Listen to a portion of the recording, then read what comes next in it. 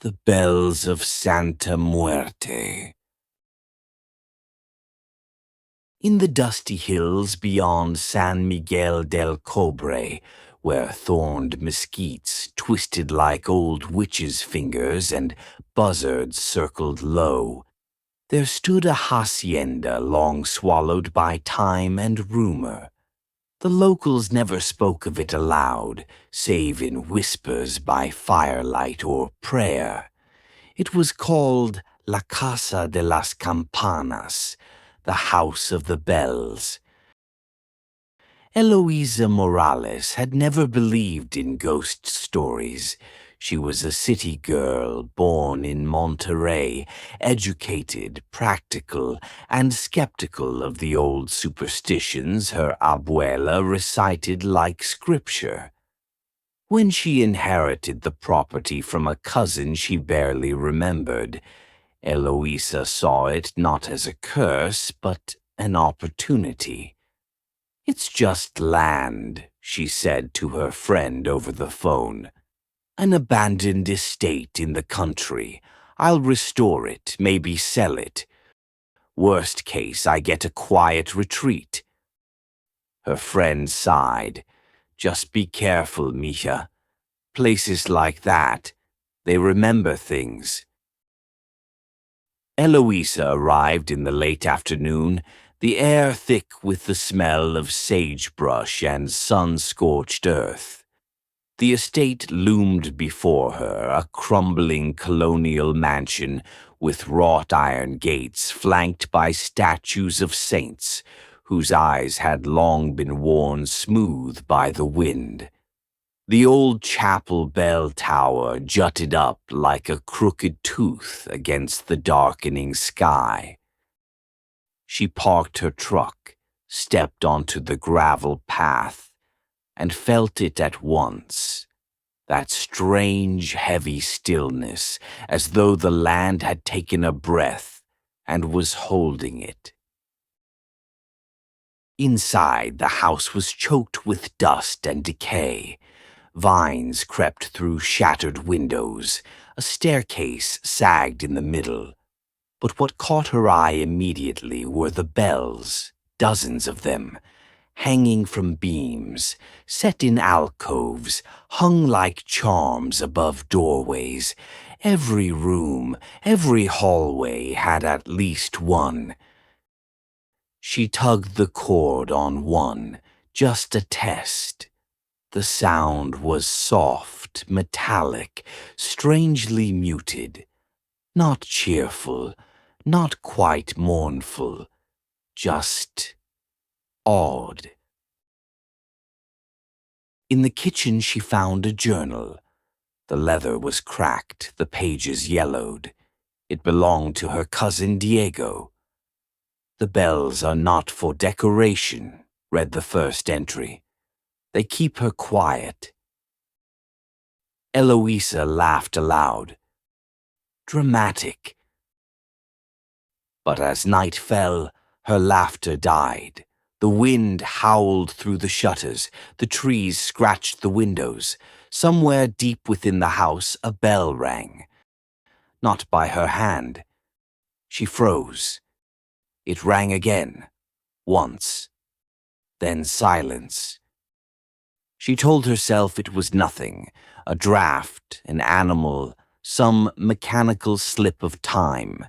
She locked the doors, lit a candle, and climbed into the old bed in the master room. The bell above her swaying gently, though the air was still. At precisely 3 a.m, she woke to the sound of all the bells ringing at once. They didn't clang wildly or joyfully. They tolled like funeral chimes, slow, deliberate, from every room, every corridor, even the ones she hadn't entered yet. She leapt from bed, heart pounding. "Is someone here?" Silence. The bells stopped as suddenly as they'd begun. She didn't sleep the rest of the night. The next morning she explored the house with the journal in hand. Diego's entries had grown erratic. I heard her last night, whispering behind the walls. She asked me to ring the bells. I didn't. Now the rats are gone. But the cat's bones were inside my pillow. If I don't ring them, she walks. Later that day, Eloisa found the chapel at the edge of the estate. Vines had overgrown the door, but inside it remained oddly preserved. The altar bore a statue of Santa Muerte, robed in black, a scythe in one hand, a globe in the other. Offerings lay around her, coins, dried flowers, a child's shoe. Behind the altar, etched into the stone, was a warning. La que no se olvida. La que espera entre las campanas. She who is not forgotten. She who waits among the bells. That night, Eloisa lit every candle she could find. She placed her phone on the nightstand with the flashlight on. Still, sleep eluded her. The house creaked, moaned, shifted like something alive. Then, 3 knocks on her bedroom door. She sat up, heart hammering. Who's there? No answer. She opened the door slowly. No one was there, but the hallway was colder than before. The bell above the door frame was swinging. She turned to go back inside and found a single black feather on her pillow. The next morning she called the town priest.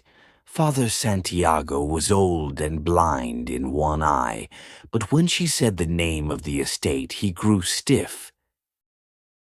"You shouldn't be there," he said. "Why? What happened?" "The hacienda once belonged to the Covarrubias family, rich, powerful, cruel.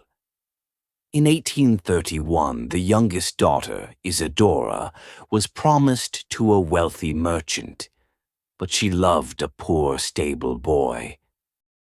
When her father found out, he had the boy hanged from the bell tower. Isadora flung herself from the tower that same night, but she did not die cleanly." Eloisa swallowed. "What do you mean?" "They say she lingered, that the bells rang for days after she fell. No wind, no hands, just sorrow. And then people began to disappear. Servants, a priest, even her own mother. She's still here?" "She never left. And the bells, those were placed by the first priest who survived her. He said they keep her spirit distracted, confused. But if they stop ringing, she walks." Eloisa returned to the house with dread gnawing at her. That night she wound every bell mechanism she could find. She scattered salt by the doors and windows. She prayed, not something she often did. But at midnight all the candles went out at once. The bells went silent. She felt it first, a shift in pressure, like a thunderstorm building inside the walls. Then from the hallway the soft sound of bare feet on stone. Closer. Closer. Eloisa grabbed the journal, flipped frantically through the final pages. She's no longer behind the walls. She's beside me. I can't sleep. She sits at the foot of my bed and weeps. She promised I would stay forever. The bedroom door creaked open. Eloisa turned. There she stood, Isadora, or what was left of her. Her skin was pale and translucent, stretched tight over high cheekbones. Her eyes were black voids, bottomless, reflecting candlelight that wasn't there. Her gown was blood-stained, her feet bare, her hair hanging wet and tangled as if she'd just crawled from a grave. And around her neck, a frayed rope. She raised a finger to her lips. "Shh," she whispered. The bells exploded back to life, clanging, shrieking. Isadora screamed, a sound like glass breaking inside the skull. The walls shook, windows shattered. Eloisa collapsed, hands over her ears. Then, silence. When she woke, it was dawn. The house was calm. But the bells had fallen, every single one broken on the floors, their cords severed. Eloisa left that morning, never to return. She moved back to Monterey, took a small apartment, and tried to forget. But sometimes when the wind rises at night and the shadows deepen, she hears the faint sound of a bell. Just one, ringing slowly, calling her back